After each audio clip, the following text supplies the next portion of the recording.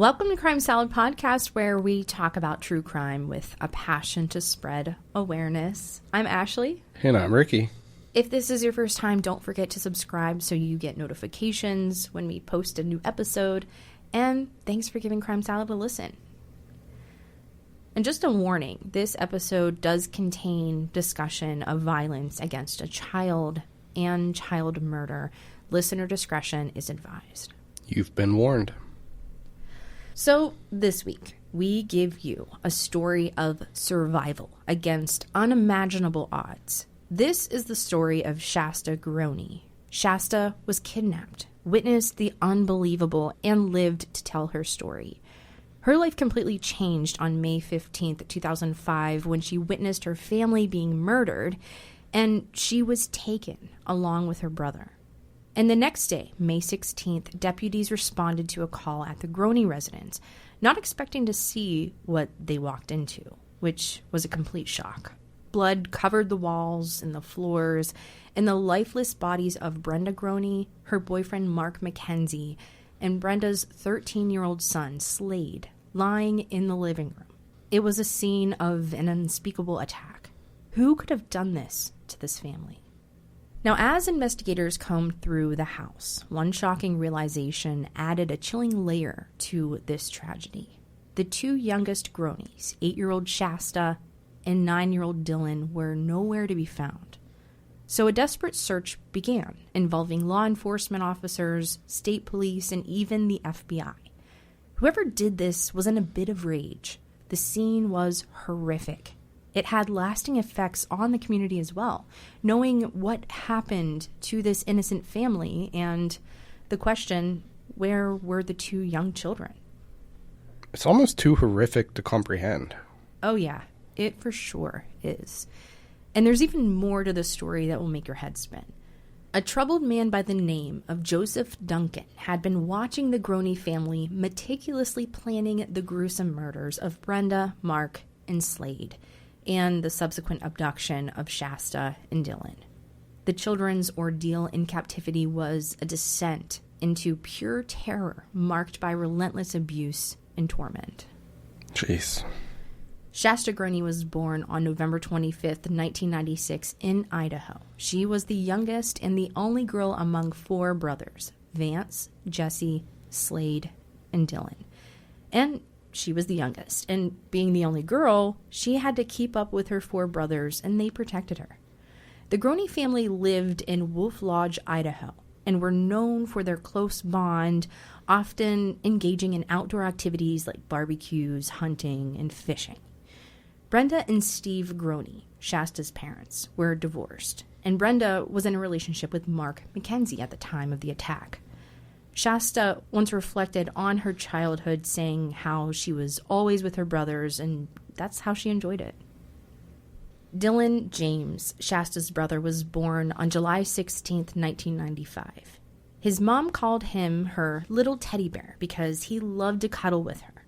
Shasta mentioned that when she was being held captive by Joseph Duncan, she would remind him that they would get out of there and to hold on to hope. Okay, so 2 of the kids were kidnapped, but then the rest of the family and the boyfriend were murdered in the house, right? Yes.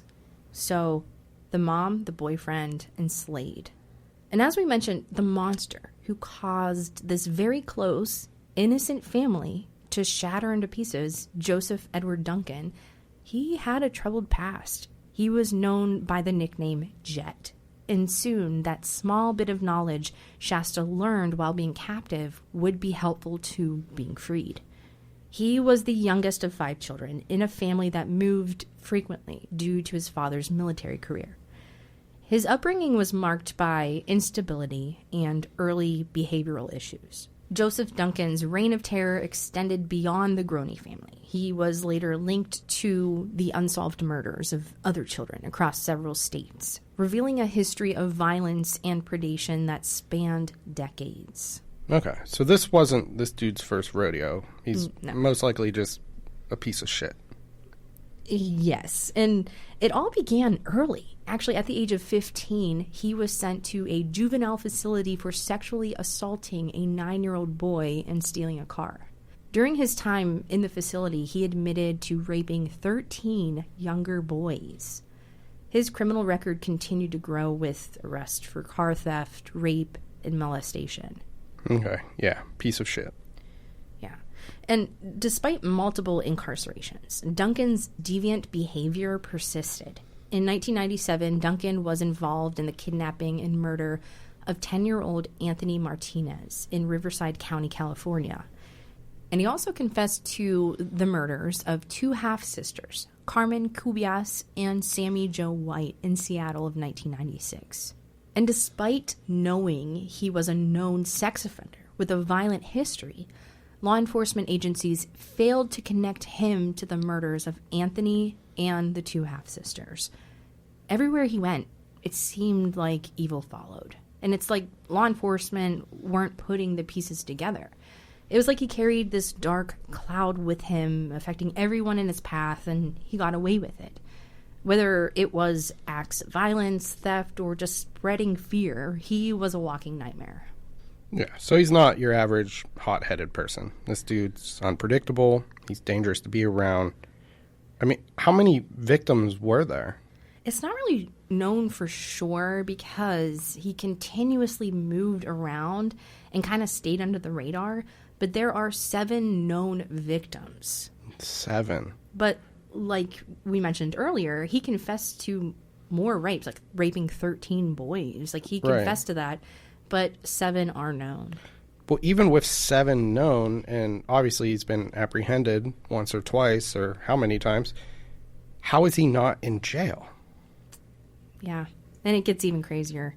And even in 2005, Duncan was released on a $15,000 bail for a child molestation charge in Minnesota.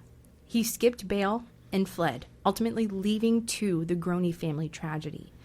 The failure to enforce bail conditions and adequately monitor his whereabouts after release contributed directly to his ability to commit further crimes. I don't know, it's just crazy to see someone, obviously with these early behavioral issues, who, you know, spent some time with the police, and it's just the system failed to rehabilitate him or even keep him incarcerated, right? It's so frustrating. And it's scary to think that this isn't the only case where a sex offender is just released out into the public, you know? He managed to avoid detection by law enforcement for many of his crimes, and he often targeted vulnerable individuals and left little evidence. Right. I mean, rape and murder. Yeah. How are you still free to do it again? Well, in some cases, there was just not enough evidence to link him definitively to certain crimes.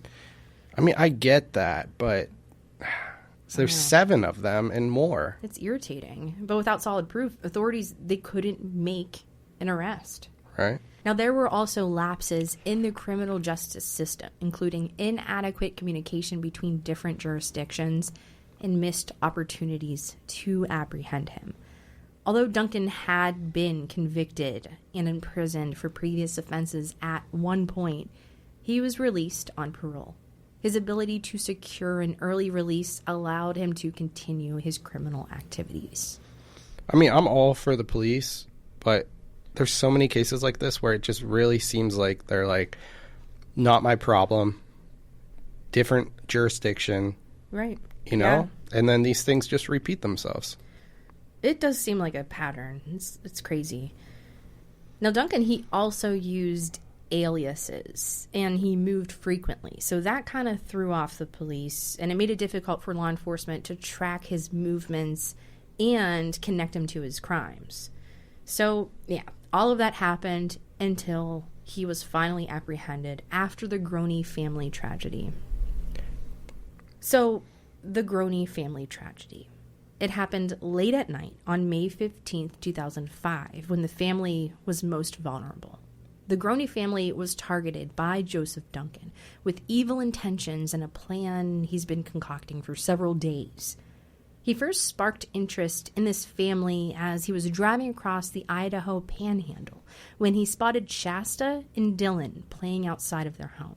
He staked out the Groene family home for several days, meticulously planning his attack, watched the house for some time.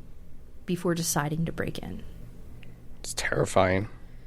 Yeah, like observing their routines, their movements, learning about who all lived there. Yeah, very messed up. So on that night, armed with a loaded sawed-off shotgun, a hammer, night vision goggles, duct tape, and zip ties, Duncan entered the Groene home. Duncan bound Brenda Groene, her boyfriend Mark McKenzie, and her 13-year-old son Slade with zip ties before brutally beating them to death with a hammer. After the murders, he kidnapped 8-year-old Shasta and 9-year-old Dylan, driving them to a remote campsite where he continued to inflict unimaginable abuse and terror on the children. This makes me think pedophile, because maybe 13 was too old, right? Yeah, I mean, a 13-year-old boy is pretty strong considering, the two younger ones. Right. Manipulation and all that, control. It'd probably be easier with someone younger. Yeah. Shasta later recounted the terrifying experience of seeing her family bound and helpless with a man standing over them. Duncan then took Shasta and Dylan outside to his car and drove them to that campsite in Montana where the ordeal of torture and abuse began. When the police responded to the call, it was Bob Hollingsworth, a neighbor, who was walking to the Groene's home to pay Slade for some yard work. And when he came to the house, there was blood everywhere, and he knew something terrible had happened. So I know at the beginning, the police, the investigation, they all looked into the ex-husband, right? Mm-hmm. The real father. And I get that, but it's also, there was so much blood. It was, a crime with a hammer. It almost seemed like a crime of passion. Like, it really added up to that. And I think the investigation probably really focused on the ex-husband right from the beginning. Yeah, and that's what the investigators first thought. The two younger kids were gone. The attack was brutal to the family members who were murdered, the mom, the boyfriend, and Slade, her son. So it was definitely looked into for sure. Yeah, Steve Groene was Brenda's ex-husband and the father of all of the children, and there was a history of disputes between him and Brenda over custody arrangements, and it seemed to be a consistent issue between the two. So Steve, when brought in for questioning, insisted that the police not waste their time and look for his two missing children. And he actually failed a polygraph test. However, he had an alibi, and his computer records confirmed that he was at home during the murders. They even looked at Bob, the neighbor, who first called the police because I guess he and Steve had a little bit of an argument about money. Basically, Bob was paying Slade, his younger son, to do yard work, and it led to arguments and disagreements and tension between the two about money.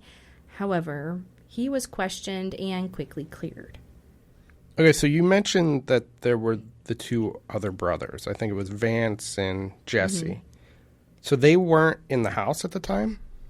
So no, they were actually living with their grandmother at the time. Okay. Now, search teams scoured the area looking for any sign of these two missing children. There were volunteers handing out flyers, and the community held vigils. The town was well aware of the two missing children and the murder of the Groene family, all while Duncan was holding Shasta and Dylan captive in a remote campsite in the Lolo National Forest. Not only did these two young children, 8-year-old Shasta and 9-year-old Dylan, witness the horrific murders of their family members being murdered, but he subjected them to weeks of horrific abuse, both physical and sexual. And Duncan recorded some of the abuse on a video camera, creating lasting evidence of his cruelty. He made the children call him Dad and told them that they would be allowed to live if they obeyed his commands. One particularly harrowing incident involved Duncan taking Dylan into an old shack, wrapping a wire around his neck, and sexually assaulting him while being choked. Shasta witnessed many of these horrific acts, including the eventual murder of her brother. And she explained that it seemed like her brother got the worst of it. It's terrible. I honestly can't even imagine what these kids went through at such a young age. And then, like you said, Shasta had to watch it happen. Mm-hmm. You know, it's such a sick thing that they had to live with for the rest of their lives. And all for this dude's, like, sick fantasy. I mean, he's recording it, probably watching it back. It's disgusting. Yeah, he's just demented. Yeah, unbelievably inhumane.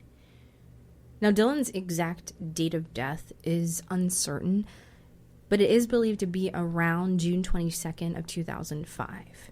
Duncan shot Dylan in the stomach with a shotgun, and realizing he couldn't save him, shot him again in the head. He told Shasta that the first shot was by accident, and Shasta was forced to watch her brother's death, adding to her trauma and realization that she was now alone with this monster. So messed up. Yeah, to witness such horror at such a young age is just unimaginable. The trauma Shasta experienced is something no one should ever have to endure. Shasta explained in an interview with Crime Daily, after everything she had been through, watching her family die, and now her brother being shot to death in front of her after they had been through hell, Duncan was planning to end her life as well, and asked if she would rather be shot or strangled. And she made the decision to be strangled with a rope, hoping it would give her a fighting chance to change his mind. After all, she's witnessed what he's actually capable of. Not to mention her seeing the death of her brother and the fact that he just cold-bloodedly killed him.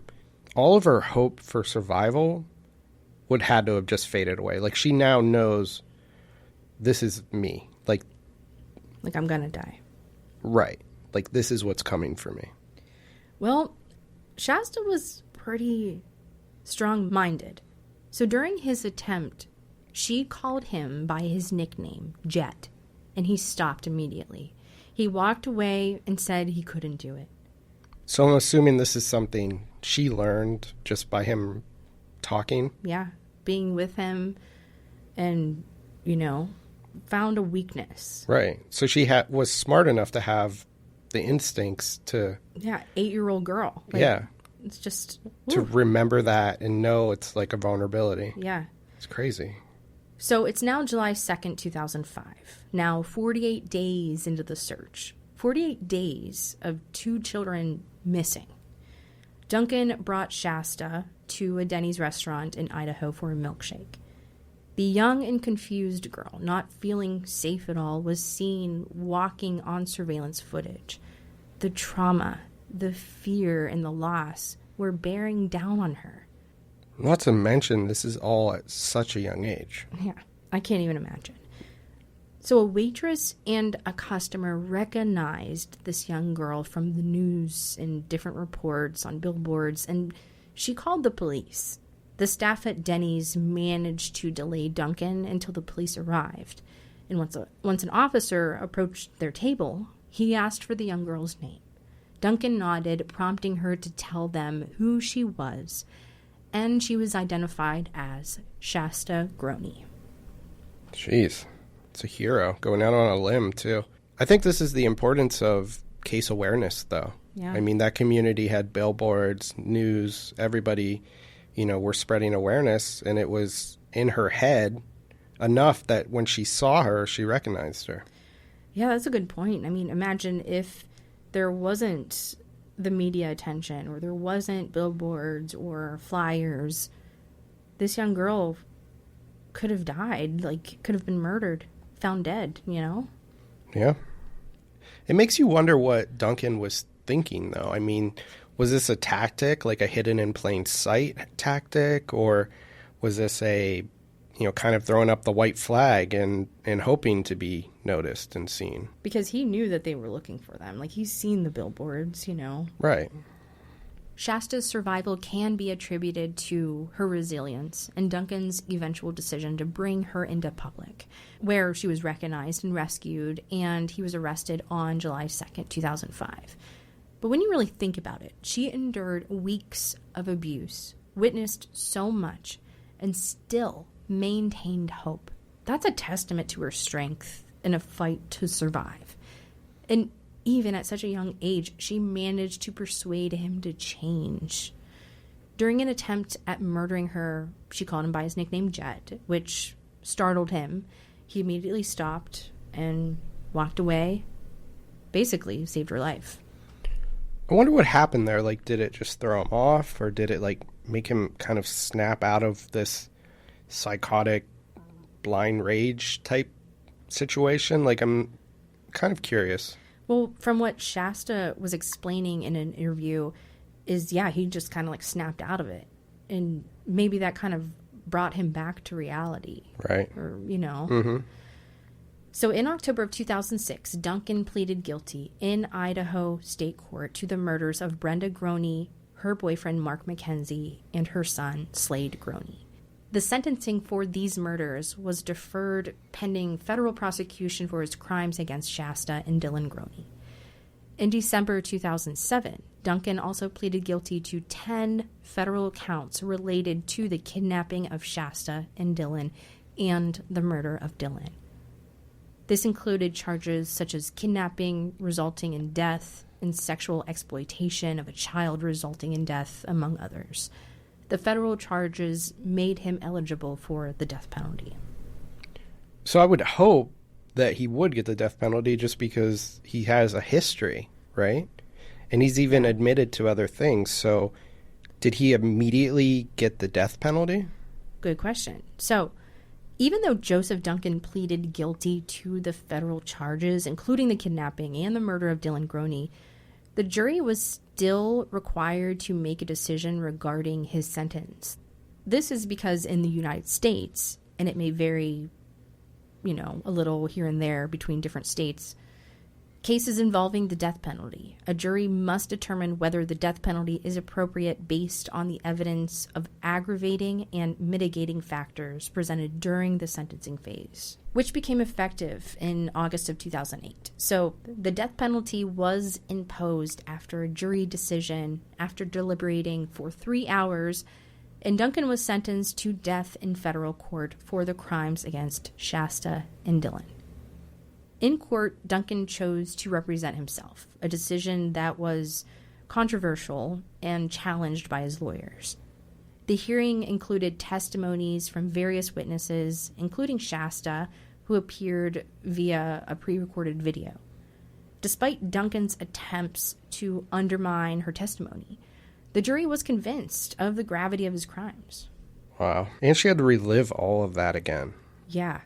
Duncan's surveillance and careful planning demonstrated his calculated approach to the crime.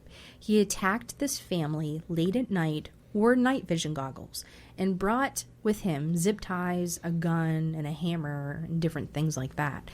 He aimed to maximize control and minimize the chances of getting caught.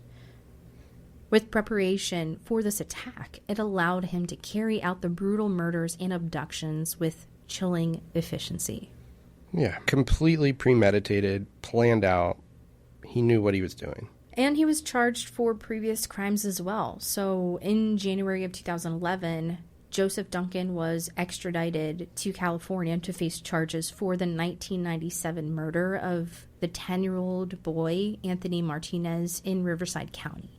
And on March 15th, that same year, Duncan pleads guilty to the murder of Anthony Martinez and is sentenced to 2 consecutive life terms without the possibility of parole. On October of 2020, he was diagnosed with terminal brain cancer, and in March 2021, he died while on death row at the United States Penitentiary in Indiana. From the cancer, though, not... Yeah. He got off easy. So it's a closed chapter on his reign of terror, but... At least she doesn't have to live in fear of him. He's dead and gone. Exactly, and he can't do this to anybody else, you know?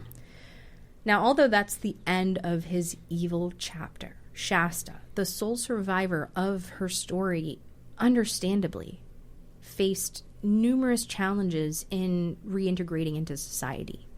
On top of everything she experienced, the media attention was overwhelming, and she missed a year of school due to safety concerns. The trauma of her experience combined with the constant public scrutiny made it difficult for her to find normalcy. I mean, with everything she went through, though, I mean, it's got to take time. And I think that's it. The only time counseling can help her. I honestly don't think I could ever fully heal from an experience like she had. Right. Shasta's life after the rescue was marked by struggles with drug abuse and legal issues. So in 2014, she served a year in juvenile detention for a drug-related crime, which she later credited with saving her life. Despite these challenges, Shasta showed incredible resilience. She married, had 5 children, and worked as a supervising housekeeper at a hotel. Her ability to rebuild her life and to find some semblance of normalcy is truly inspiring. Her strength and resilience are inspiring to many people who have lived through similar things. But that wasn't the end of it all. Just recently, in March of 2024, Shasta's home in Napa, Idaho, burned down, leaving her and her children displaced. Oh, jeez. The community rallied to support her through a GoFundMe campaign, raising significant funds to help her rebuild her life. In a heartfelt message, Shasta expressed her gratitude for the community's support, reflecting on the collective effort that had helped her recover. Shasta Groene, the sole survivor of this brutal attack by Joseph Duncan, has channeled her traumatic experiences into efforts to help others, particularly victims of violence. Shasta often speaks publicly about her ordeal, providing hope and support to other victims of violence. By recounting her experiences, she raises awareness about the impacts of violent crimes and the resilience needed to overcome such trauma. In one interview, she shared, quote, "I want people to know that you can go through something so horrific and still find a way to live your life. It's not easy, but it's possible," unquote. That's awesome. Shasta uses her platform to reach out to other victims and families affected by similar tragedies. She offers emotional support and solidarity, emphasizing the importance of mental health and community support. She has participated in several community events and fundraisers aimed at aiding victims of violence. For example, Shasta was a keynote speaker at a local event organized by the Idaho Coalition Against Sexual and Domestic Violence, where she shared her story and encouraged others to seek help and support. Shasta is involved in advocacy efforts to support victims of violence and push for better protections. She works with organizations that focus on improving the criminal justice system's response to violent crimes and ensuring that victims receive the support that they need. She has been vocal about the need for better monitoring of convicted offenders, reflecting on her own experience where lapses in the system allowed Duncan to commit his heinous crimes. Exactly. Shasta's interviews often highlight her journey from a victim to a survivor and advocate.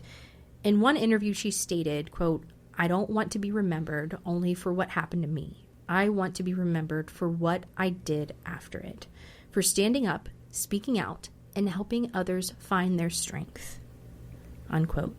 Her words resonate with many people who have faced similar hardships, offering a message of hope and resilience. So the story of Shasta Groene is one unimaginable horror of a story, and a story of extraordinary resilience. Her journey from a victim of a brutal crime to a beacon of hope and advocate for others is a testament to the human spirit's strength. So as we reflect on Shasta's story, let us remember that the importance of vigilance, community support, and resilience in the face of unimaginable tragedy is so important. And on that note, thank you for listening to Crime Salad. Make sure you subscribe wherever you're listening, and you can give us a 5-star review if you feel like it. Join us next time as we continue to explore stories of true crime.